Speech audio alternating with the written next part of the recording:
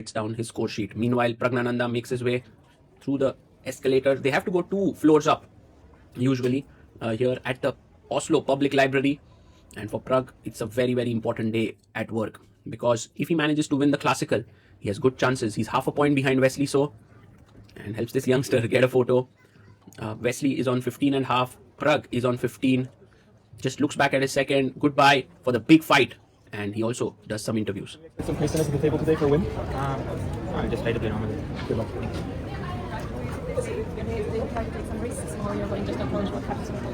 Yeah, just try to play matches and see how it goes. And Prag entering in here always has a very, very firm answer. I'm just going to try my best today, because a lot depends on what happens with Wesley. So if he wins the classical, he's the champion. But if he draws and then Prag manages to win, then Prag gets a chance. There's also Firuza, who's just half a point, 1 point behind Prag. And we have the guest of honor making the first move, pawn to b4, as both Vincent and Prag smile. I don't think Prag wants that move to remain on the board. Maybe Vincent wants it. He takes back the pawn there.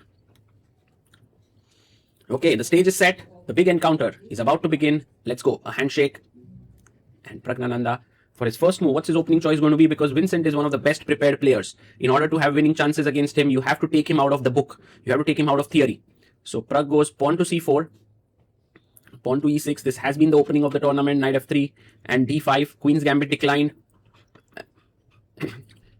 And d5, and most of the players have gone knight c3 here. But there you have it. Prag's way of saying that I want to play for a win by pawn to e3, opening up his bishop. Vincent now takes his time, 3 minutes, plays bishop e7, the most solid way to play. You castle, you play b6, bishop b7, knight d7, and push c5. Knight comes out to c3. And black castles here. White takes on d5. E takes d5.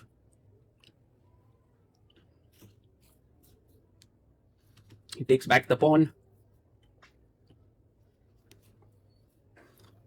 And now black has this structure where, we have the Queen's Gambit declined, Carlsbad structure, but the bishop is blocked by its own pawn. So that does give Vincent good chances, and he plays knight c6. I think the move is just meant to bring Prag out of his prep, because, okay, natural is, I guess, c6 or maybe bishop g4, but knight c6 blocks the c pawn, and Prag simply goes h3, stopping the bishop. You can see he's playing against this bishop. Can't come here, can't come here. Can go to e6, but that's not a great square to go to. Bishop comes out to d6. And now maybe Prag castles here. Yes, he brings his king to g1, presses the clock. He has a small lead on the clock here, and a fresh position to play. Rook e8. Okay, what can be the plans? There are a few. You can go bishop d2, you can go a3, b4, you can go queen c2. He goes rook e1. A useful move. Maybe at some point you want to go e4. h6. Played by Vincent. Both players taking it slow here, not rushing in. And now a3 played, with the idea of b4 and bishop b2. And Vincent now goes bishop e6, defending the d5 pawn. And it's time for Prag to expand on the queen side with pawn to b4. A great move. And now Vincent Keimer goes a6. He stops the knight from jumping in. Also prepares knight e7, c6, bishop f5. These are the plans on the board. Bishop b2. And now Vincent could go knight e7. But he decides to play queen to d7. The game continued with pawn to b5 now. At this point, something happened with our camera. It malfunctioned, and so we have the moves after a few moves. So let's play through the moves where we don't have the video footage. Bishop b5, pinning the knight. Queen moved away, and the knight jumped in. And this is where Vincent could have played a very nice exchange sacrifice. Bishop e5, giving up this, and has very good compensation because the a3 pawn is weak. But instead, he goes bishop a3, and this is what Prag really wanted, because after takes, bishop c6, rook a1, and Prag got back his pawns. Now he has 2 knights, and one very important thing is that this bishop is not a good piece. So rook c8, he goes rook b1. Finally, Vincent gets c5, but Prag jumps in with the knight, and this is the advantage that he was looking for, which is to have a knight on e5 and to have another knight on d4. These two are very good pieces. The queens also got traded. King came to h2, bishop e6. It looked like the game would end in a draw, but Prag had this nagging pressure with the knight here. Rook f1, putting pressure on the f2 point, f4. And now Vincent made a huge mistake. That was h5. I mean, not as big as our videographer there who forgot to keep the camera on, but now he restarted it. And let's go back to the game. And here, after the move h5, Pragg is thinking he's already winning, but the point is the g5 square has been weakened considerably, so the knight can jump in here, but it's a good idea to start off with rook to b8 check. Pragg takes his time and gives the check, and that's a good move. Okay, king h7, and now this classy move, knight ef3. This example also shows that when the play is localized on one side of the board, then the knights become so much superior to the bishop. f5 is coming in, and knight jumps to e4 for Vincent. And he goes pawn to f5. The bishop has to go back. You know, the way in which Vincent could have held on was not so simple. h5 was a mistake, but he had to play some accurate moves. And now Pragg can pick up the d5 pawn, but I believe there is more to be won. He goes knight e5. He's attacking here. You can't play f6. Knight g6 leads to a forced mate. He goes pawn to g6.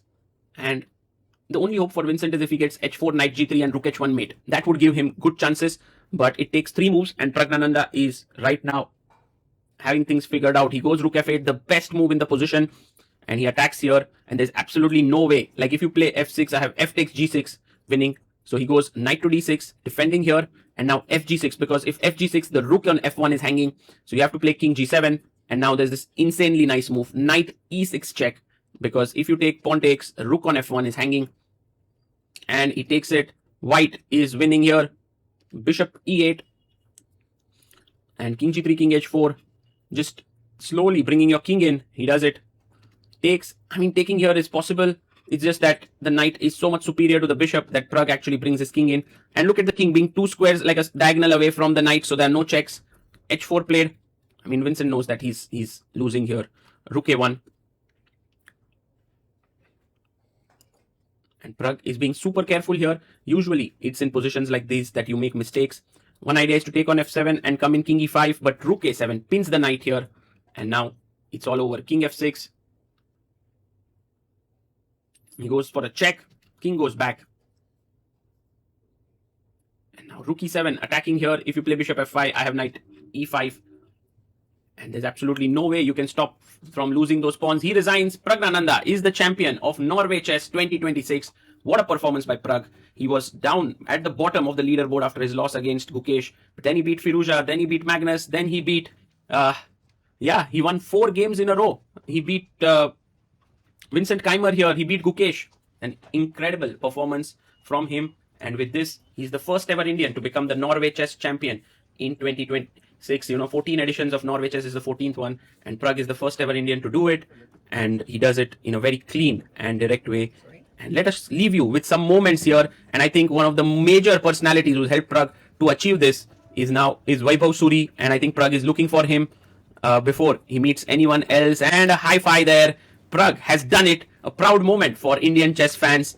And just have a look at so many people here. And these scenes where, on the streets of Oslo, now you will see everyone gathering. We are proud of you, Pragg. One for you. Oh my god, okay, I wanted to go the other way around. Wasn't quick enough. Go, go, go. Go, we both talk together, man. Yeah, it's okay.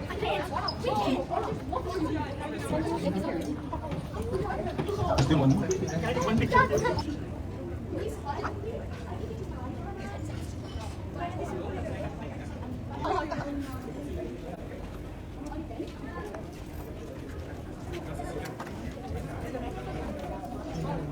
What?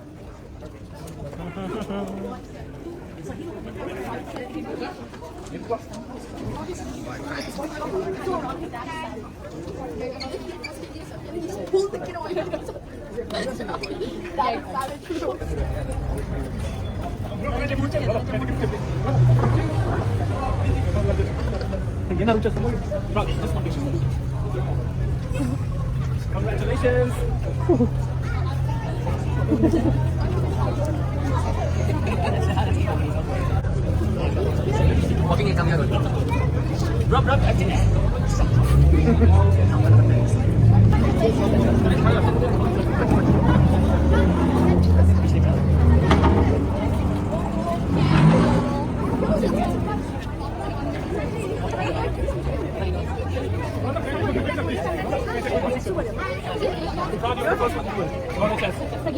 After E4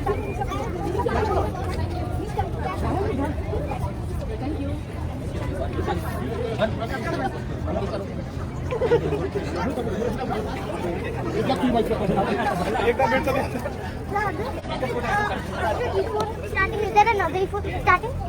Like after E4, is there another good starting? Like after you play E4 and other player plays, is there a good move? I think E4 is the best. So after E4, E5.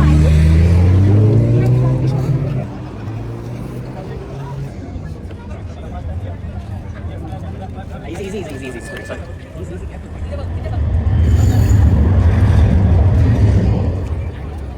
Can you just take a picture with me once?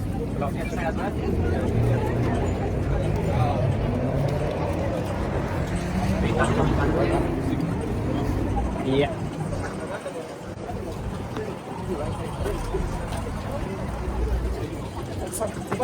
Careful, man, careful.